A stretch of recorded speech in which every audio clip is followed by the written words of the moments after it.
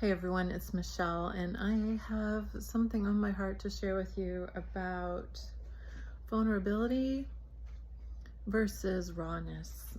And vulnerability these days is kind of like authenticity in that it's become a catchphrase. It's become performative. Yeah, performative.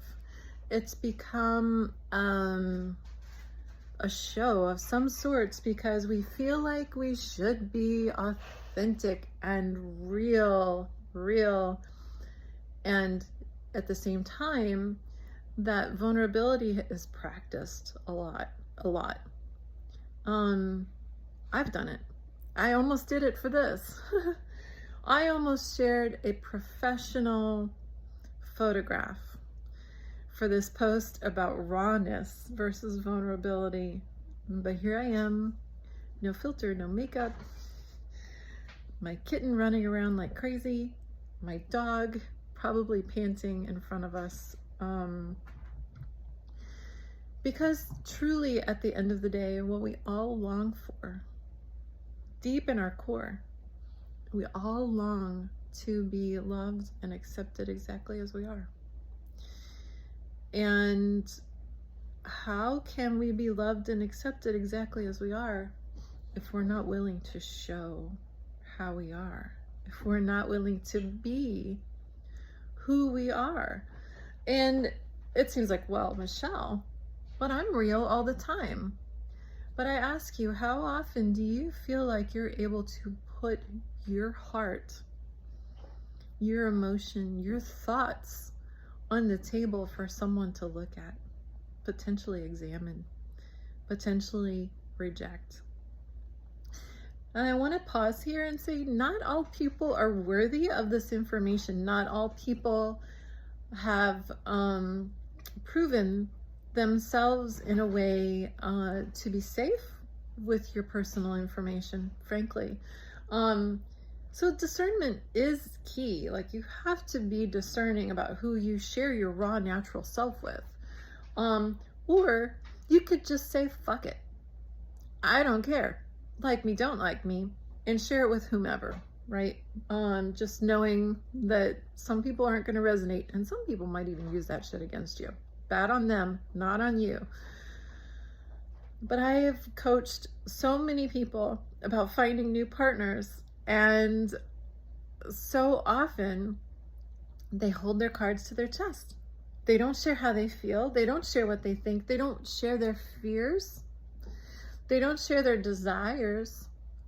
And they don't share their needs with these people because they're trying to conform to what they think this person believes they are. Let's breathe for a second and be with that. We, myself included, as a neurodiverse queer woman out in the world, oftentimes has tried to conform many times, my whole life practically, right? Until I learned how not to. Try to conform to what I think society or my loved ones or people I work with even expect me to be. And now this is from someone who, I didn't know I was neurodiverse. I just knew I was different. And I've taken the quizzes, and I come as high masking or whatever that is. It means I think through how I'm going to act and what I say.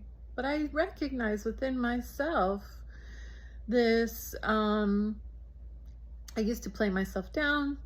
I don't do that anymore. But I find myself with this need to fill in the gap.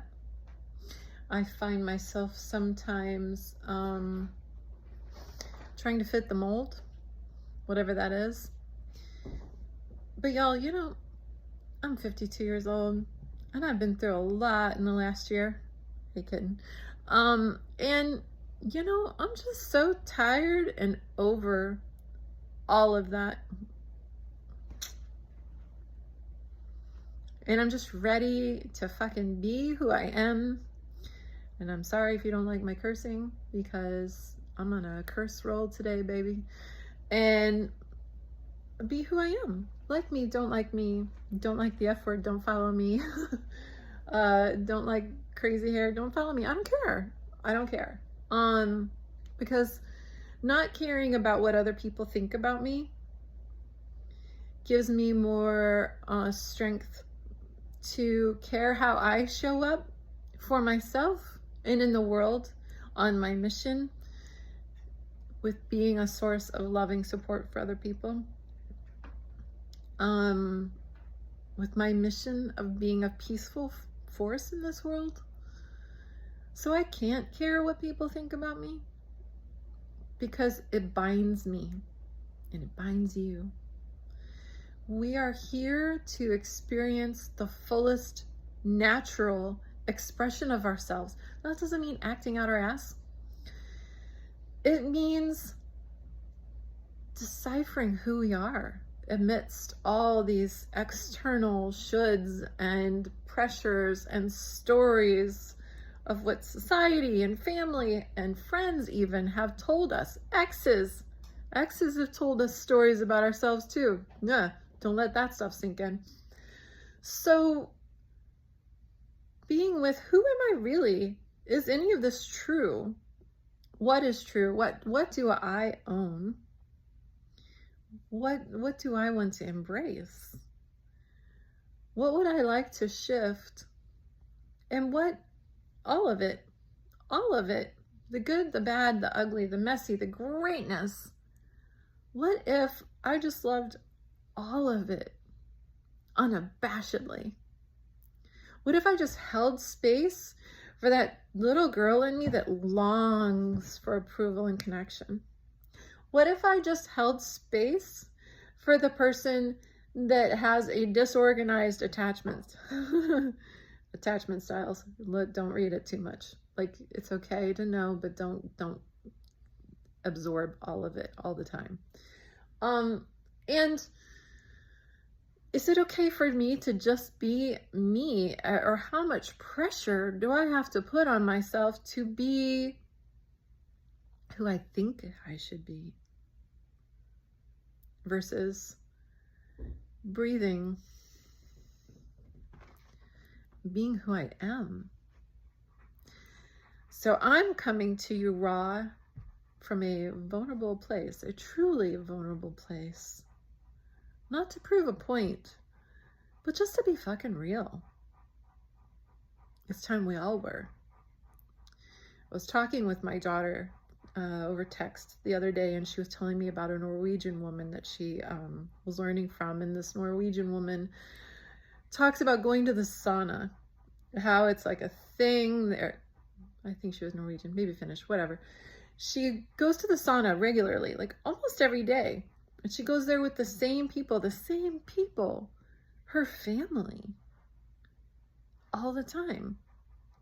And I got to thinking, I was like, wow, if you're going to something that's like that every day or even once a week, there's no place to hide. When you're feeling resentful or hurt or angry or anything, there's no place to hide those feelings. When you're going to a sauna with the same people that you're angry with every week, right? You have to find a way to work it out, to express it. Otherwise, what? You sit in silence and you don't address the hidden resentments that have been there for decades, like we do in America, where we're not going to saunas every day? You see where I'm getting? What if the path to peace was allowing yourself to be peaceful with all the little bits and pieces of you, and to communicate that, I am afraid right now. I am afraid you're going to not love me. I'm afraid you're going to reject me. Or I want you right now. I can't imagine my life without you. Wouldn't it be better to find out if that's reciprocated sooner rather than later? Instead of waiting months. So just breathe again.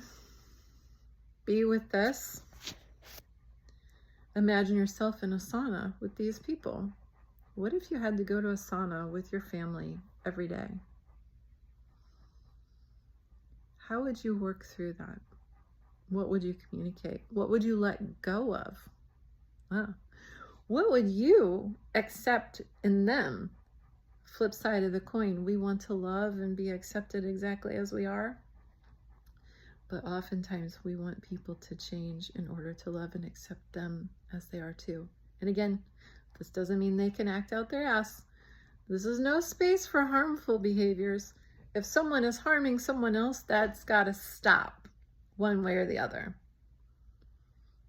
But how many things are actually intentionally harmful? How many things need a redirect or a clearing up of the communication pipeline? What if someone complains about traffic all the time, but you don't have to take that personally just because you're in the car with them? What if, insert anything that maybe we can just give each other a pass for being human and not hold unreasonable expectations of ourselves or others? What if we just loved each other and accepted each other exactly as we are?